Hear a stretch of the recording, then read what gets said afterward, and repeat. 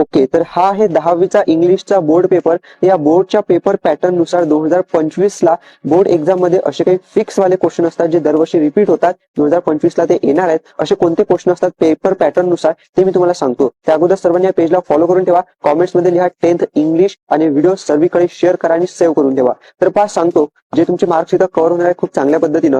त्या हे पहिला सेक्शन तुमचा रायटिंग स्किल 20 मार्क्ससाठी विचारले जाते. यामध्ये पेपर पॅटर्न नुसार लेटर रायटिंग विचारतात 5 मार्क्ससाठी. त्यानंतर आहे तुम्हाला डायलॉग रायटिंग, त्यानंतर आहे तुम्हाला स्पीच रायटिंग. ओके, आणि त्यानंतर आहे तुम्हाला इन्फॉर्मेशन ट्रान्सफर मध्ये non verbal to verbal. Okay, त्यानंतर आहे तुम्हाला verbal to non verbal. Okay, त्यानंतर आहे तुम्हाला एक्सपांड द थीम मध्ये B1 मध्ये न्यूज रिपोर्ट असते आणि B2 मध्ये डेव्हलपर स्टोरी असते. नंतर सेक्शन येते स्किल डेव्हलपमेंट 5 मार्क्ससाठी.